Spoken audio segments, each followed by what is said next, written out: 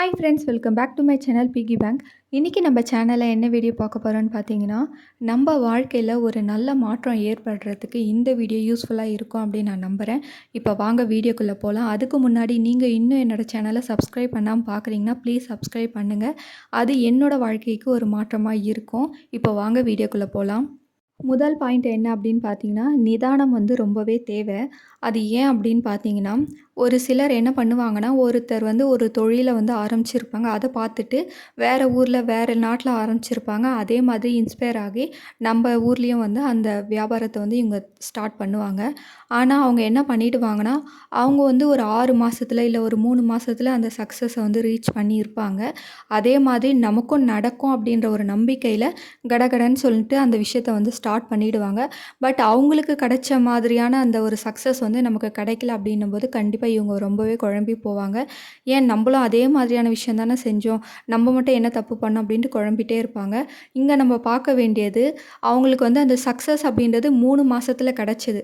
அந்த 3 மாதம் அப்படின்றது அவங்க அதை எதிர்பார்க்காத ஒரு விஷயந்தான்.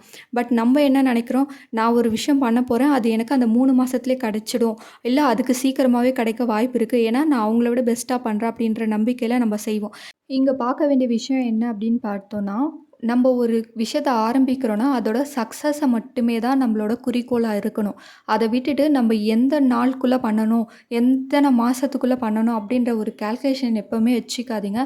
அந்த மாதிரி பண்ணும்போது நமக்கு வந்து அந்த சக்ஸஸை ரீச் பண்ணுற ஆசையே வந்து போயிடும். நீங்கள் ஒரு தொழிலை ஆரம்பிக்கிறீங்கன்னா, அதில் நிரந்தர வருமானம் இருக்குது. அந்த ஊரில் அந்த தேவைகள் வந்து அந்த பொருளுக்கு இருக்குது அப்படின்னா மட்டும் அந்த தொழிலை வந்து ஆரம்பிங்க.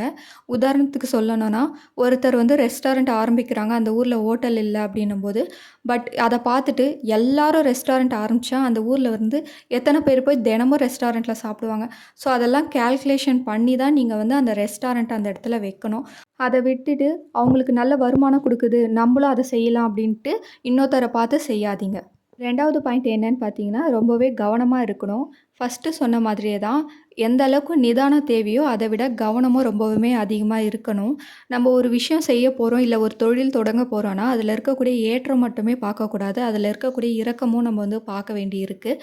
சப்போஸ் அதில் ஏதாவது ஒரு மிஸ்டேக் நடந்தால் அதை எப்படி ரீப்ளேஸ் பண்ணுறது அப்படின்ற ஒரு புரிதலோட தான் அந்த வேலையை வந்து நம்ம ஆரம்பிக்கவே செய்யணும். இல்லைனா அந்த தொழிலில் வந்து கை வைக்காதீங்க. வெறும் சக்ஸஸை மட்டுமே நம்பி ஒரு விஷயத்த செஞ்சோன்னா, அதில் ஏதாவது ஒரு மாற்றம் நடந்துச்சுன்னா நம்மளால் அதை தாங்கிக்கவே முடியாது. இது என்னோட பர்சனல் ஒப்பீனியன் தான் முழுக்க முழுக்க.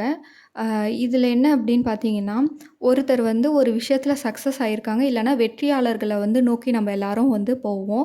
அவங்க வந்து எப்படி சக்ஸஸ் ஆனாங்க அதை வந்து ரொம்பவே அதிகமாக நம்ம தெரிஞ்சுக்கணும்னு நினைப்போம்.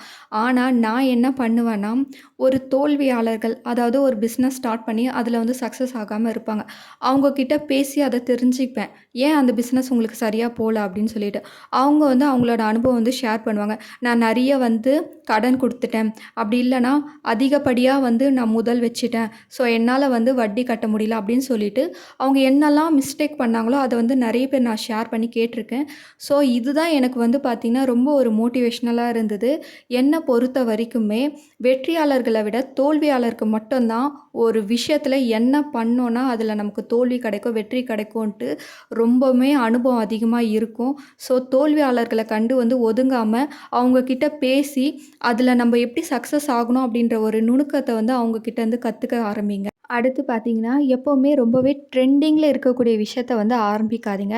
உதாரணத்துக்கு இப்போ பொட்டிக் வந்து ரொம்பவே ஃபேமஸாக இருக்குது, நானும் அந்த பொட்டிக்கை வந்து ஸ்டார்ட் பண்ணுறேன் அப்படின்னு சொல்லிட்டு ஸ்டார்ட் பண்ணாதீங்க. அது வந்து நிரந்தரமான ஒரு வருமானம் வந்து நமக்கு கிடைக்காம போக வாய்ப்பு இருக்குது.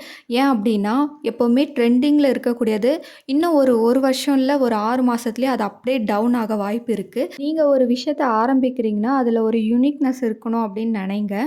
ஒருத்தர் ஒரு விஷயம் செஞ்சாங்கன்னா அது அவங்களோட தனித்துவம். நம்ம வந்து என்ன பண்ணணும்னா, இப்போ வந்து ஒரு பொட்டிக் வந்து ரொம்ப ஃபேமஸாக இருக்குன்னா, கண்டிப்பாக சேலை வாங்குறவங்களுக்கு ஆக்சஸரி அவசியமாக தேவைப்படும். அதாவது ஜுவல்லரிலாம் தேவைப்படும். ஸோ அதுக்கு ரிலேட்டடான ஒரு ஷாப்பை வந்து நம்ம ஆரம்பிக்கலாம்.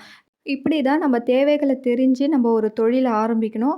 அதை தவிர்த்துட்டு ரொம்ப ட்ரெண்டிங்காக இருக்குது, இப்போ இதுதான் அதிகமாக சேல் ஆகுது அப்படின்ட்டு அந்த விஷயத்தில் கால் பதிக்காதீங்க.